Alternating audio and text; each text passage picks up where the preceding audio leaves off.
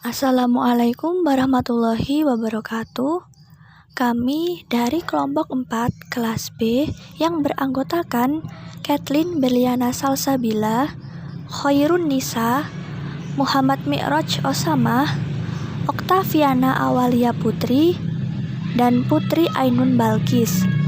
Kami di sini akan memaparkan materi mengenai kapasitor dan dieelektrik. Langsung saja, mari kita simak pembahasan berikut ini. Pengertian kapasitor. Kapasitor adalah komponen elektronika yang mempunyai kemampuan menyimpan elektron-elektron selama waktu yang tertentu, atau komponen elektronika yang digunakan untuk menyimpan muatan listrik yang terdiri dari dua konduktor dan dipisahkan oleh bahan penyekat. Dua struktur kapasitor. Pada dasarnya kapasitor tersusun atas dua buah plat besi yang dipisahkan oleh suatu bahan dieelektrik. Bahan dieelektrik adalah bahan yang bersifat sebagai isolator listrik, artinya tidak ada arus listrik yang akan melalui bahan dieelektrik. Bahan ini bisa berupa zat padat, cair, dan gas. Contoh bahan dieelektrik yang umum digunakan adalah udara, keramik, gelas, nitrogen, maupun belerang. Untuk lebih jelasnya tentang struktur kapasitor, simak gambar berikut. Berdasarkan gambar di atas, terlihat bahwa saat plat dihubungkan dengan sumber tegangan, muatan positif akan mengumpul di salah satu kaki elektroda dan muatan negatif akan mengumpul di kaki elektroda yang lain.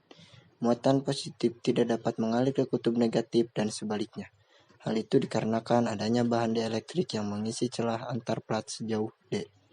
Jika kapasitor mengalami konduksi, muatan-muatan tersebut akan menuju ke kutub yang saling berlawanan dengan cara memercik melewati bahan dieelektrik.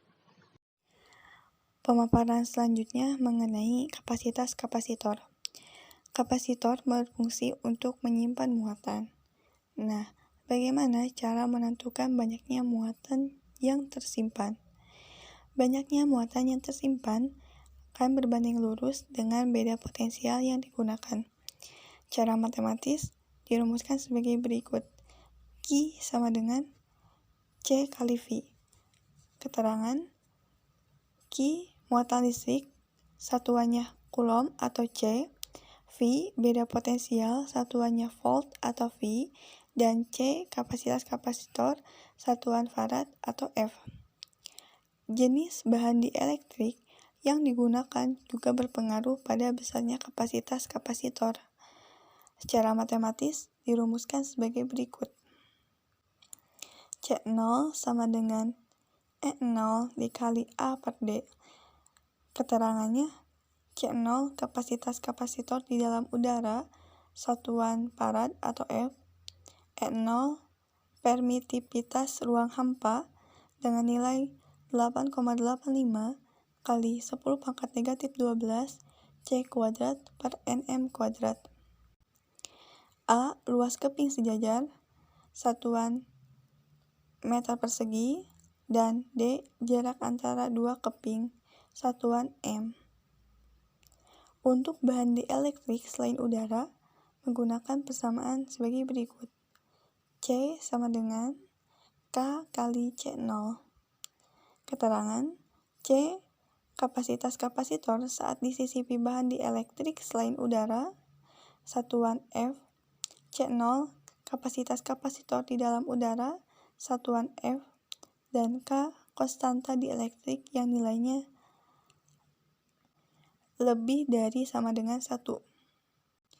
Nah, dari beberapa persamaan di atas, terlihat bahwa kapasitas kapasitor tidak hanya dipengaruhi oleh besarnya beda potensial, melainkan juga bahan dieelektriknya.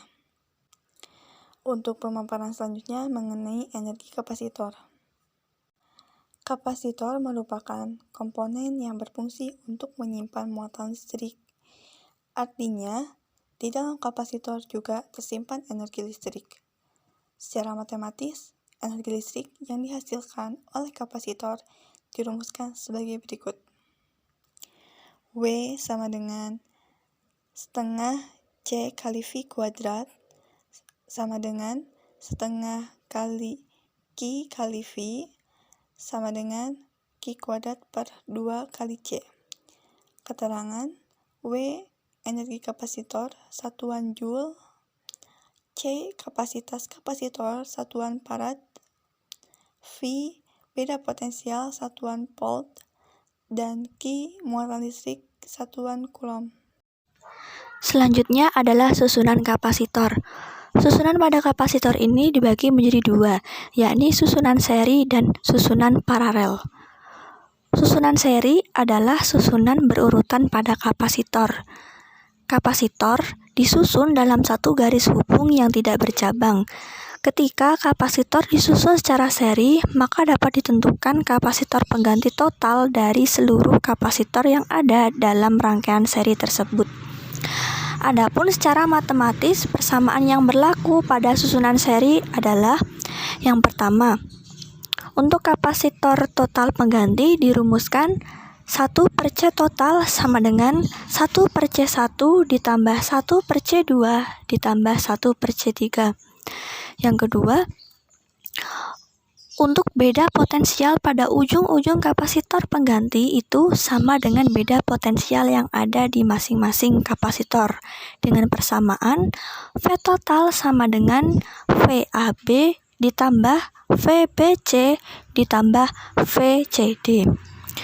Yang ketiga, untuk muatan total pada setiap kapasitor, yakni sama dengan jumlah muatan pada setiap kapasitor pengganti.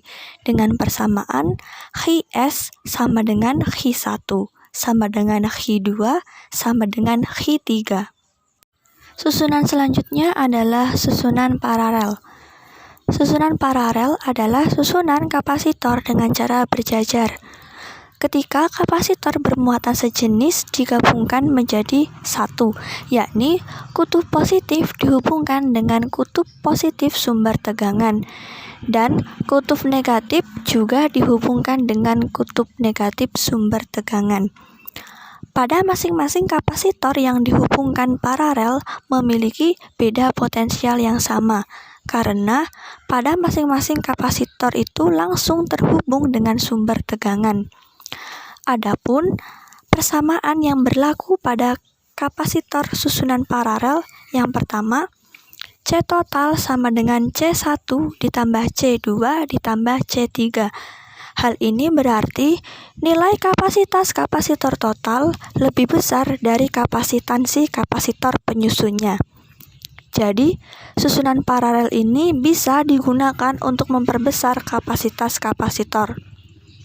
Yang kedua, V total sama dengan VAB sama dengan VBC sama dengan VCD. Artinya, beda potensial total sama dengan beda potensial penyusun kapasitor.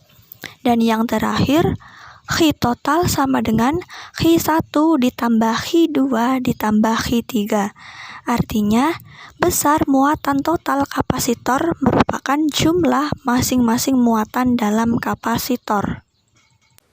Baik, di sini saya akan menjelaskan tentang dieletrik. Yang pertama ada pengertian dieletrik. Dieletrik adalah sebuah lempengan tipis yang diletakkan antara kedua kapasitor. Selanjutnya ada pengertian bahan dieletrik. Bahan dieletrik merupakan sebuah zat yang dapat digunakan untuk memperbesar kapasitas kapasitor.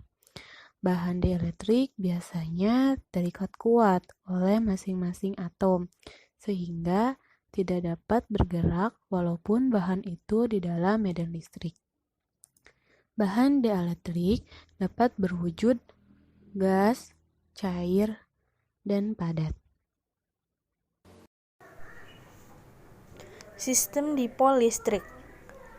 Dipol listrik atau electric dipole adalah sepasang muatan titik dengan besar yang sama dengan tanda yang berlawanan, atau sebuah muatan positif Q dan sebuah muatan negatif min Q. Dipol bisa diartikan sebagai dua polaritas.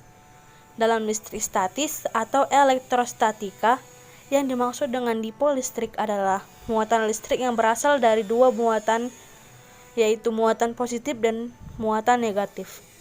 Momen dipol listrik P yang dinyatakan sebagai hasil kali muatan Q dan jarak D dengan rumus P sama dengan P kali D.